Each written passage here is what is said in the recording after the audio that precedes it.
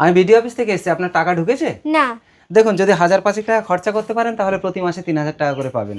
এই কি গো, এদিকে এসো তো। কি হয়েছে? বলছি আমাকে 1000-5 টাকা দাও না, আমি ছাগল বিক্রি করে তোমাকে দিয়ে দেবো। কেন, কি হবে এতগুলো টাকা? আমার তো অন্নপূর্ণা ভান্ডারে টাকা ঢুকছে না, এই অফিসারকে 5000 টাকা দিলে ঢুকিয়ে দেবে। আরে গ্রামে সবার টাকা ঢুকলো, কোনো টাকা লাগলো না, তোমার বেলায় টাকা লাগবে? আচ্ছা ঠিক আছে, তোমাদের করতে হবে না, আমি চলে যাচ্ছি। হ্যাঁ দাঁড়ান দাঁড়ান দাঁড়ান। আপনার আঙ্গুলটা কি সত্যি পচে যাবে আমার এই পবিত্র কোরআনকে একটা লাইক, একটা কমেন্ট আর একটা শেয়ার করলে? কমেন্টে বলেন আমি ব্যাগ দিয়ে আসবো ইনশাল্লাহ। তুমি দেবে না তো? এই দাঁড়াও দাঁড়াও, কি করছো? দাঁড়াও, আমি টাকা নিয়ে এসছি। এই রত্না, কি হলো দিদি? এ নাও। তোর তো অন্নপূর্ণা ভান্ডারে টাকা ঢুকেনি, এই অফিসারকে 5000 টাকা দেয়, ইনি টাকা ঢুকিয়ে দেবে।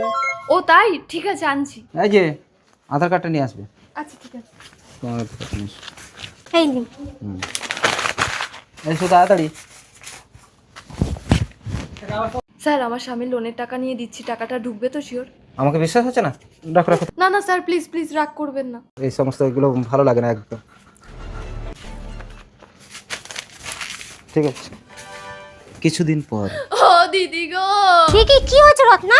তোমার ভাইয়ের লোনের টাকা নিয়ে ওই লোকটাকে দিলাম, সে তো এখনো টাকা ঢুকলো না, তোমার ভাই আমাকে মারছে। এই তোমরা যাকে অন্নপূর্ণা ভান্ডারের জন্য 5000 টাকা দিলে না, ও কোনো অফিসারই না, গ্রামের বহু লোকের কাছ থেকে টাকা নিয়েছে, ওকে পুলিশ ধরে নিয়ে গেছে। ও মা গো।